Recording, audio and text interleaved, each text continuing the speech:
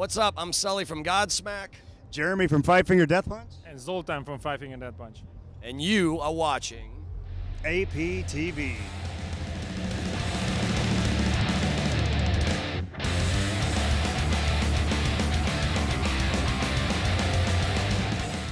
APTV, we're backstage here live, Orange Amps, Rock Allegiance Festival 2015 with two of the headliners, Five Finger Death Punch, Godsmack. Today, joining forces for Five Finger Smack Punch, one super group of guys. Tell us how this all came together.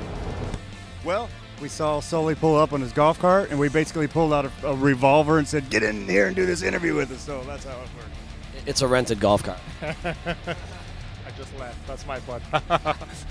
So you guys have shared stages many times over the years together. What is it about Godsmack and Five Finger playing together? You guys enjoy each other's music. You're fans. Tell us about the mutual respect between the two bands. Yeah, well, I mean, for me and for my band, you know, we've known these guys for a while now, and everyone's kind of watched each other up and coming over the years, and these guys are having a really great moment, man. I'm super proud of what they're accomplishing, and you know, me and Ivan, you know, we stay connected from time to time and stuff, and I think people in general just they enjoy the energy of this kind of music, you know, so it's no wonder why Five Finger and Godsmack and Seven Dust and bands like that are really known for being a lot involved in like extreme sporting and, you know, UFC and football and whatever it is. I think it brings adrenaline out of people, you know. That's great. Now, Jeremy, you're the only drummer in Five Finger Death Punch, and now Godsmack, you know, they kind of stack the deck a little bit. We have two.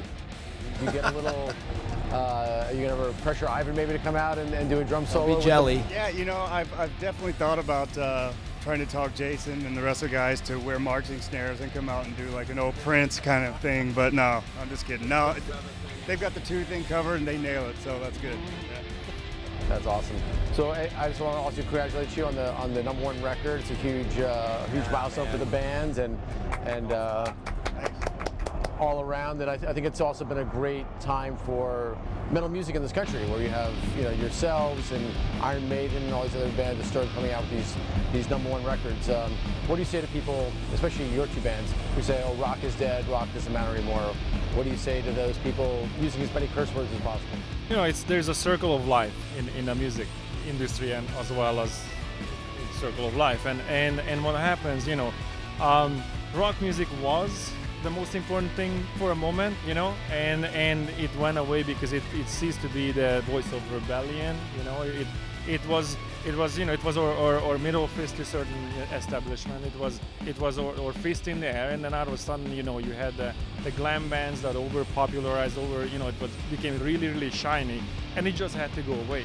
And now it's underground. Thank you, Kurt Cobain. Yeah, and you know, but now it's underground again, you know, and I think it's coming back because of that. It becomes the voice again, you know, and I think that's what's happening right now. Because if you look at the numbers, like Iron Maiden came in the same week, they sold the most records in America that week, and they had a 30 years career. So when you look at these numbers, there's actually something going on. Actually, these rock bands, look at this arena.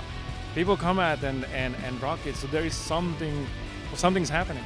Yeah, and I'll say too, to add to that, you know, but the thing that people need to remember is rock especially, it's very cyclical. It's been doing this since the 40s and 50s, you know what I mean? And I think people have a distorted perception of what pop music is, because pop music is just short for popular music. So whatever's dominating the radio at that time is what pop music was. And back, like he said, in the 80s, Bon Jovi, Def Leppard, Motley Crue, all those guys, that was what was pop at the time. It was popular, you know, and that's why that music had such a moment. And so then the Seattle thing came through and the grudge music and all that. And so it's cyclical, man. It's just a matter of time before it makes another circle, you know. And in the meantime, there's some trends that come out and happen, and they have their moments. And so, you know, in a sense, it's like everyone has to take a turn, you know. And that's how it's always been. But I think he's right. There's definitely a rise happening out there. We're seeing better attendances again.